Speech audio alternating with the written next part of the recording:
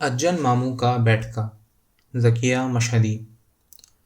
اجن ماموں کے بیٹھکے میں وہ منحوس خبر لے کر سب سے پہلے بابو انوکھے لال شریواستو ایڈوکیٹ وارد ہوئے تھے۔ اجی حضرت، کچھ سنا آپ نے؟ انوکھے لال جب نارمل ہوتے تب بھی حواس باختہ ہی لگا کرتے تھے، لیکن اس دن تو بالکل ہی باولے ہو رہے تھے، ایسے جیسے پیچھے سے کسی بھوت پلید نے دوڑا رکھا ہو۔ دھم سے وہ اجن میاں کے بیٹھکے کی خستہ حال کرسی میں ڈوب گئے۔ ارے میاں بکانو، ذرا ایک گلاس پانی تو لانا، انہوں نے پھولتی سانسوں کے درمیان ملازم کو آواز دی۔ ہوا کیا؟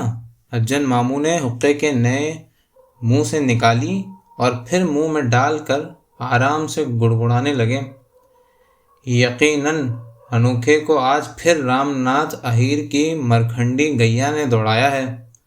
کتنی بار کہا ہے کہ شارٹ کٹ کے چکر میں اس کی گلی سے مت گزرا کرو، یا گزرو تو ذرا حلیہ درست رکھو۔ جھڑوس شکل دیکھ کر گیا بھڑکتی ہے، مگر وہ انوکھے ہی کیا جو کسی کی بات سن لے۔ تو واقعی آپ کو کچھ نہیں معلوم؟ کچھ منہ سے پھوٹیے تو معلوم ہو۔ بابو رام پرساد کی حویلی میں قتل ہو گیا ہے۔ اجن ماموں حقے سمیت الٹ گئے۔ کیا کہہ رہے ہیں وکیل صاحب؟ قتل؟ کس کا قتل؟ رام پرساد کی حویلی میں؟ ارے وہاں تو صرف رام پرساد کے خاصے معمر والد بابو ہر پرساد ہی رہا کرتے تھے، اور دو چار نوکر چاکر۔ کیا ملازموں میں سے کسی کو؟ قتل ہر پرساد بابو کا ہوا ہے۔ ان بیچارے بزرگ سے کسی کو کیا دشمنی ہو سکتی تھی؟ آپ رات کچھ زیادہ تو نہیں چڑھا گئے؟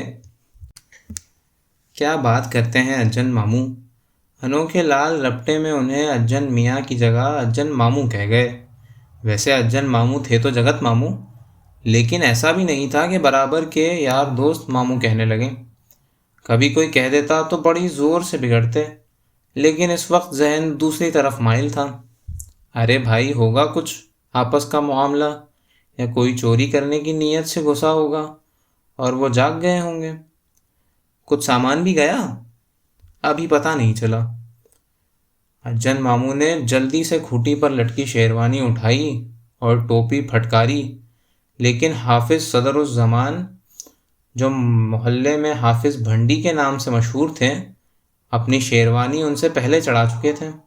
ماموں نے ٹوپی سر پر رکھی ہی تھی کہ حافظ بھنڈی ہاپتے کانپتے آن پہنچے۔ وہ اجن ماموں کے بے تکلف دوستوں میں سے تھے، سیدھے گالی سے بات کرتے، لیکن اس وقت نہایت وحشت زدہ تھے۔ گالی کیا، مہذب الفاظ منہ سے نکالنے میں دقت ہو رہی تھی۔ ارے بھائی، لالا ہر پرساد مارے گئے، کیا زمانہ آن لگا ہے، بے ضرر معمر انسان۔ قتل وتل تو ہم نے بس ابن صفی کے ناولوں میں پڑھے تھے، یہ ہمارے محلے سے لگے ہوئے محلے میں قتل، بس کوئی 200 گز کی دوری پر۔ قتل یعنی ابھی تھے، ابھی نہیں۔ حاضرین میں ایک کا اضافہ ہو گیا تھا، یعنی ٹھیکیدار رام دین۔ پانی کیرا بلبلا اس مانس کی جات، دیکھتے ہی چھپ جائے گا جو تارا پربھات۔ انہوں نے ٹھنڈی سانس لے کر ایک بڑا ڈپریسنگ دوہا دہرایا۔ جب سے ایک نہایت منافع بخش ٹھیکے کا ٹینڈر ان کے رقیب نمبر 1 ٹھیکیدار دین محمد کے نام کھل گیا تھا، وہ دنیا کی بے ثباتی پر زیادہ غور کرنے لگے تھے۔ رقیب بھی ایسا رقیب روسیاہ کہ نہ جانے کیسی کیسی تگڑم کر کے ٹینڈر تو اپنے نام کھلوا ہی لیا، محلے کے بچوں کو انتہائی نامعلوم کہوت بھی سکھا دی۔ دنیا پو دنیا، باجرے کی روٹی، ٹکا مہینہ۔ اب ٹھیکیدار رام دین انگلی پر سفید براق دھوتی کی کو سنبھالتے نکلے نہیں کہ محلے کی چھوٹی امت پیچھے لگی۔ دنیا پو دنیا کبھی کبھی کچھ یوں ہی ہو جایا کرتا ہے۔ دین محمد کو بھی دنیا پو دنیا کہہ کر چڑھایا جا سکتا تھا، لیکن یہ اختراع پہلے ان کی طرف سے ہوئی تھی اور بچے رشوت کھا چکے تھے، اس لیے چڑھائے گئے رام دین۔ دونوں کا نصف حصہ مشترک تھا، لیکن بقیہ غیر مشترک نصف کے لیے ایک دوسرے کو چڑھاتے رہتے تھے۔ لوگ ڈرتے تھے کہیں نوبت سر پھٹول تک نہ آ جائے۔ آج بھی بچے پیچھے لگ گئے تھے۔ ٹھہر تو جاؤ حرام زادوں، ایک ایک کو قتل نہ کیا تو کہنا۔ ہمیشہ کی طرح انہوں نے دانت پیس کر کہا، لیکن ان حرام زادے لڑکوں کی کون کہے، ان سے ایک چوہا تک قتل نہ ہو پاتا۔ ایسے شریف نیک دل کے محلے میں قتل کی واردات سنی تو دل ایسا گھبرایا کہ دھوتی سنبھالتے سیدھے اجن ماموں کے بیٹھکے میں پہنچ گئے کہ 4 لوگوں سے بات کرنے سے دل کا بوجھ ہلکا ہو جایا کرتا ہے۔ ابھی پرسوں ہی تو ملاقات ہوئی تھی، بازار میں ٹہلنے نکلے تھے۔ رام دین کے چہرے پر دلی تاسف تھا۔ اس زمانے میں سبھی شرفاء کی ملاقات چوک میں ہو جایا کرتی تھی۔ شام کو سب کے سب ٹہلنے نکلتے۔ جو جوان تھے وہ ذرا شرماتے جھجکتے بیویوں کے لیے پھول خریدتے اور دونوں میں گلوریاں بندھواتے۔ بزرگ قسم کے لوگ ناتی پوتوں کے لیے گنڈیریا اور بتاشے خریدتے۔ بابو ہر پرساد کی پہلی بیوی تو زمانہ ہوا کہ اللہ میاں کو پیاری ہو چکی تھی، دوسری ایسی منہ زور تھی کہ نہ وہ سنبھلتی نہ ان کے مائکے والے۔ اس لیے ہر پرساد دمے کے علاج اور زمینوں کے مقدموں وغیرہ کے بہانے شہر میں تنہا رہا کرتے تھے۔ مہینے 2 مہینے پر گاؤں جاتے اور بال بچوں سے مل آیا کرتے تھے۔ نہ وہ پھول خریدتے نہ گنڈیریاں۔ ہاں، جب گاؤں جانا ہوتا تو مٹھائی اور پھلوں کے جھابے بندھوا لیا کرتے تھے۔ اجن ماموں نے دیر سے رکی ہوئی ٹھنڈی سانس چھوڑی۔ کیا بتایا جائے بھائی، میں بھی ان سے بس کل پرسوں ہی ملا تھا۔ بڑی تشویش کی بات ہے اس طرح کی واردات۔ کیا پتہ کل کلا کوئی آئے اور ہمارا گلا بھی داب کر چلتا بنے۔ حق کے پاس دین محمد کھڑے کھنکھار رہے تھے۔ آؤ بھائی آ جاؤ، اجن ماموں نے اپنے مخصوص مخلص لہجے میں کہا۔ کوئی اور وقت ہوتا تو یہ صورتحال، یعنی دونوں ٹھیکیداروں کا اجن میاں کے بیٹھکے میں اکٹھا ہو جانا، خالی عضلت نہ ہوتا، لیکن اس قدر سنگین واقعے کی خبر ملے تو ذاتی اناد پشت جا پڑتا ہے۔ دونوں کی آنکھیں چار ہوئیں۔ قریب قیامت کے آثار ہیں، دین محمد نے فرمایا۔ کلجگ ہے، گھور کلجگ، رام دین نے سر ہلا کر تاکید کی۔ چلو ذرا نکل کر دیکھ آتے ہیں۔ اجن ماموں شیروانی پہن چکے تھے اور اپنے ہی بیٹھکے میں شیروانی ٹوپی چڑھا کر کسی مہمان کی طرح تکلف سے اکڑے بیٹھے عجیب مضحکہ خیز لگ رہے تھے۔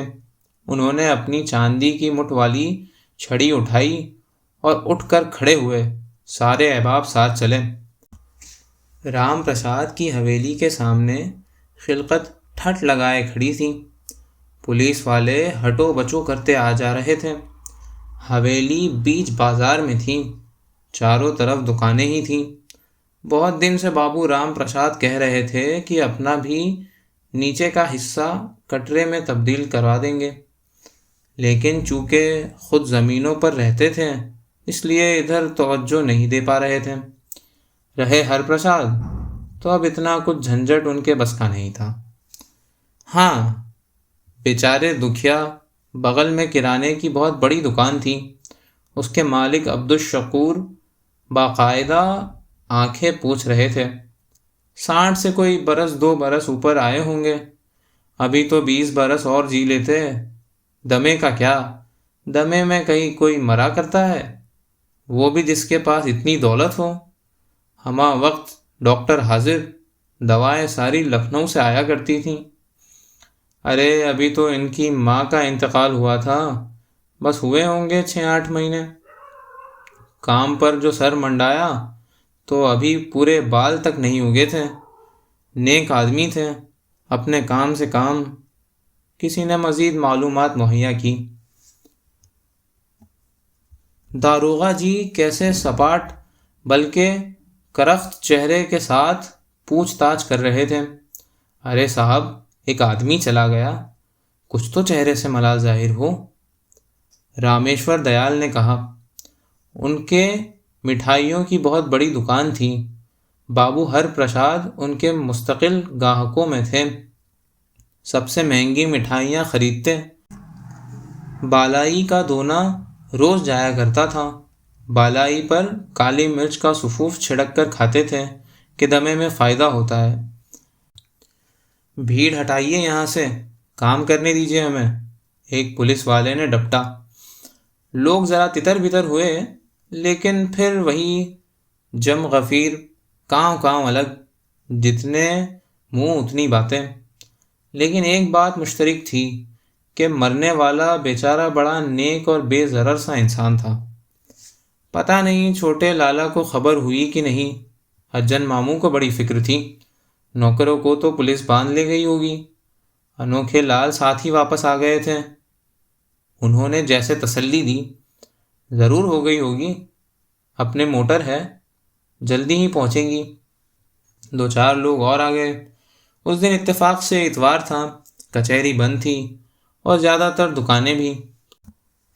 حجن ماموں کے بیٹھکے میں احباب کا جھمگٹ ہر چھٹی کا معمول تھا، لیکن آج کسی نے نہ پنڈت نہرو کی حالیہ تقریر پر گفتگو کی، نہ سیاست اور قومی آواز کے ایڈیٹوریل زیر بحث آئے، نہ کسی بزرگ نے طلبہ میں بڑھتی بے راہ روی پر تشویش کا اظہار کیا، نہ ہی روئی کے مقامی تاجر میاں عبدالسلام پر چھینٹے کسے گئے، جو ایک بار میونسپلٹی کے الیکشن میں کامیاب ہو گئے تھے تو ایم پی بننے کے خواب دیکھنے لگے تھے۔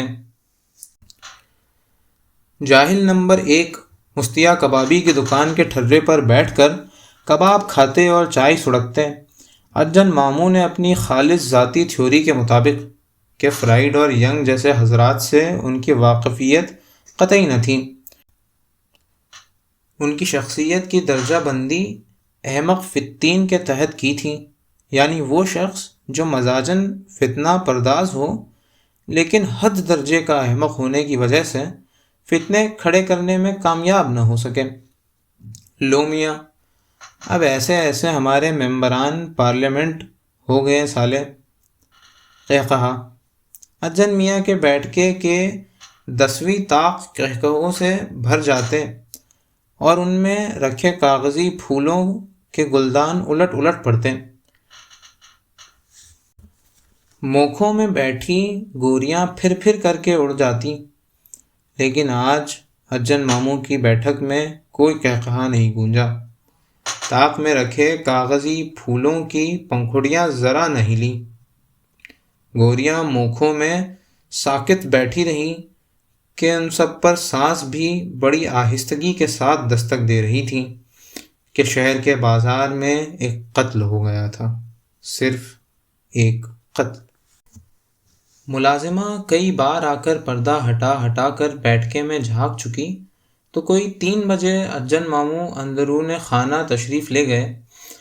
عذرا بیٹا، جن کی وجہ سے حجن ماموں جگت ماموں بن گئے تھے، جلدی سے حسب معمول اپنے اسکول کی رودات سنانے کو دوڑی، لیکن آج ان کی آواز میں جوش و خروش نہیں بلکہ خوف، حیرت اور تعسف کی ملی جلی کیفیت تھی۔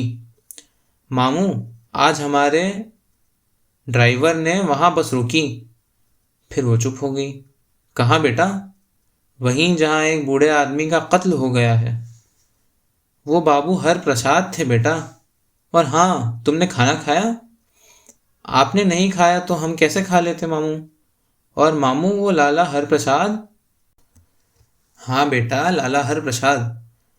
دیکھو جاؤ ذرا مانی کا ہاتھ بٹاؤ اور جلدی سے کھانا لگوا دو، میری وجہ سے تمہیں بھی دیر ہو گئی، تمہیں کھا لینا چاہیے تھا۔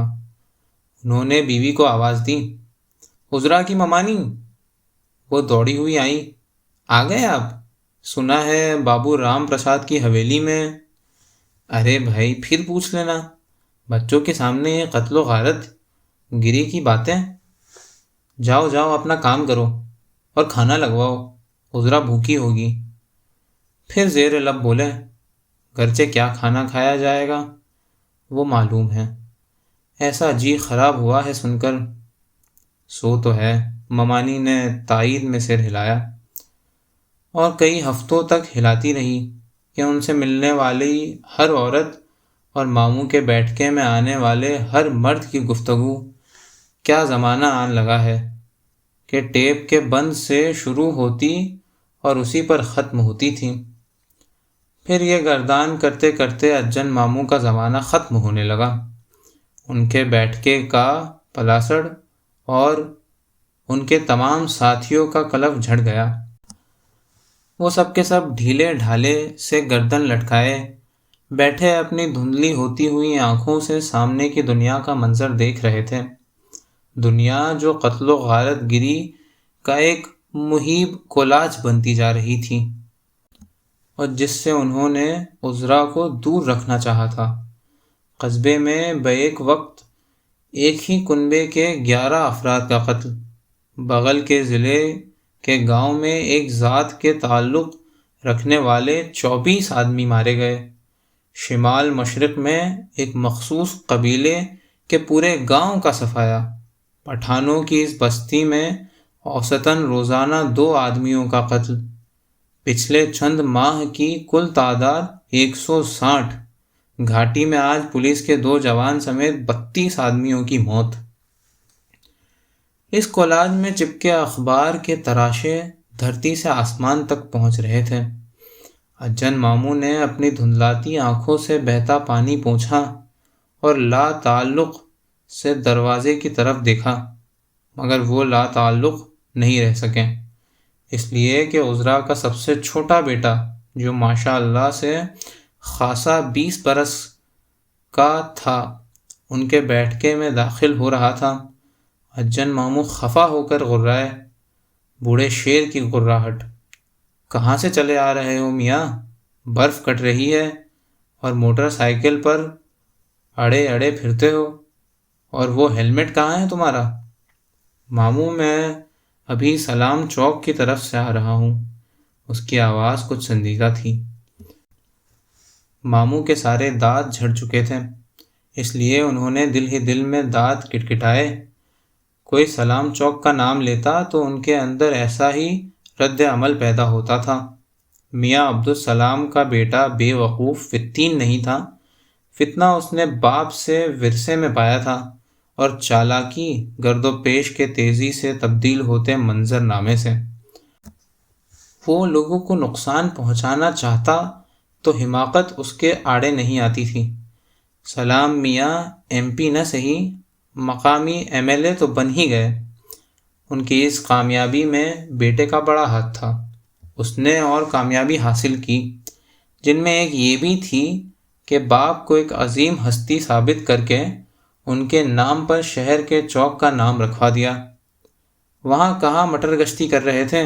جھاڑوں کی رت، اندھیرا کتنی جلدی اترتا ہے اور ٹھنڈ الگ۔ لڑکے نے سوال کا جواب نہیں دیا، ذرا رک کر بولا، ماموں میں نے اپنی آنکھوں سے ایک قتل ہوتے دیکھا۔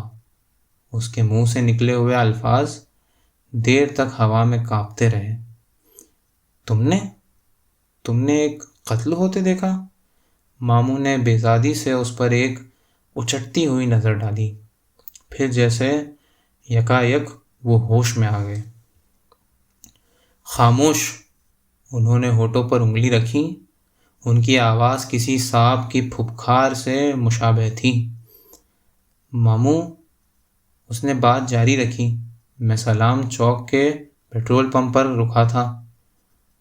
2 لڑکے موٹر سائیکل پر آئے، انہوں نے پیٹرول لیا، کیشیئر سے ریز گاری پر کچھ تکرار ہوئی، لڑکوں نے اسے گالی دی، کیشیئر گالی پر ہتھے سے اکھڑ گیا، جواب میں اس نے بھی گالی دی۔ لڑکے موٹر سائیکل سٹارٹ کر چکے تھے، اچانک ایک بولا، مار دوں کیا سالے کو؟ جانے دے یار، چل دیر ہو رہی ہے، دوسرے کا جواب تھا۔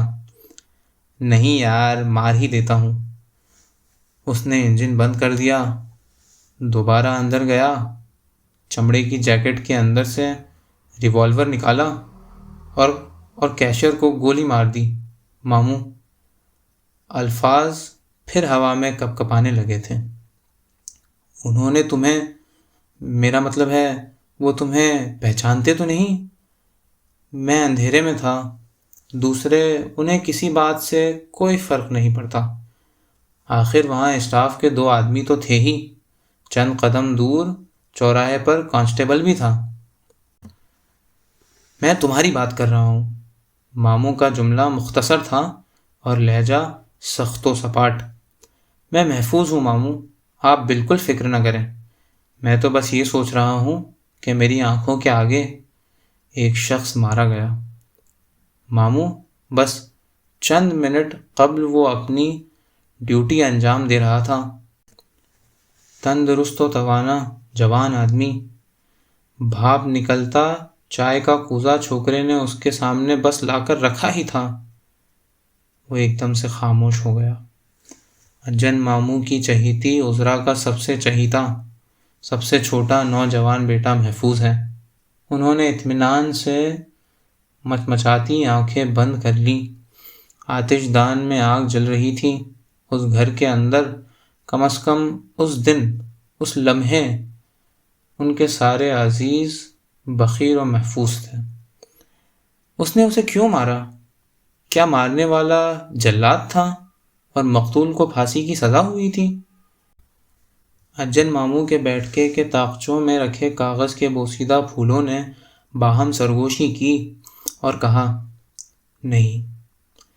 کیا مارنے والا سپاہی تھا اور مقتول میدان جنگ میں دشمن کی فوج کا کوئی آدمی؟ نہیں۔ مارنے والا اگر نہ مارتا تو کیا خود مارا جاتا کہ مقتول اس کے گھر میں گھس آیا تھا اور اس کے ہاتھ میں ہتھیار تھے اور نیت میں فساد؟ نہیں۔ کیا مارنے والا قصاب تھا اور مقتول ایک جانور جس کا ذبح کیا جانا جائز اور مستعمل ہے کہ وہ انسانوں کی غذا بنا کر اتارا گیا ہے؟ نہیں، نہیں اور نہیں۔ اس نے بغیر حکم سلطانی، بغیر کسی جنگ کے، اس سے بغیر کسی جان مال کے خطرے کے اس کے گھر میں گھس کر مارا، اس لیے کہ وہ بلا قصور گالی کھانے کا متحمل نہ ہو سکا تھا، اور جواب میں گالی دے بیٹھا تھا جس کا اسے پورا حق پہنچتا تھا۔ اور وہ جانور نہیں تھا، ایک انسان تھا، نیک، بے ضرر سا عام آدمی۔ اور اس دن اسی صبح کہیں انہوں نے سینکڑوں لوگوں کو ان کی جھوپڑیوں میں زندہ جلا دیا تھا، ان کا گوشت پکا کر کتوں کی دسترخوان پر سجا دیا تھا۔ اجن ماموں نے اخبار کرسی کی پشت پر بیچ سے کھول کر اپنی شیروانی کی طرح لٹکا دیا ہے، پھر اپنے نواسے کا چہرہ چھو کر دوبارہ اطمینان کی سانس لی ہے۔ اس دن، اس لمحے ان کے سارے عزیز محفوظ تھے، اور اب لوگ لمحوں میں جیا کرتے ہیں۔ بیٹا، اپنی ممانی سے کہو چائے بھجوا دے۔ وہ انوکھے لال بھی آتا ہی ہوگا، ماموں ٹھہری ہوئی آواز میں کہہ رہے ہیں۔ ان کا بیٹھکا پرسکون ہے اور کسی لنگر انداز جہاز کی طرح ساکت بھی۔ لہروں کے تلاطم سے اب اس میں زلزلہ نہیں آتا۔ اجن ماموں بڑھ کر آتش دان میں تھر تھراتے ہاتھوں سے ایک لکڑی اور ڈالتے ہیں۔ شکر ہے مالک، شکر ہے مالک۔ ان کی انگلیاں تسبیح کے دانوں پر تیزی کے ساتھ چلنے لگتی ہیں۔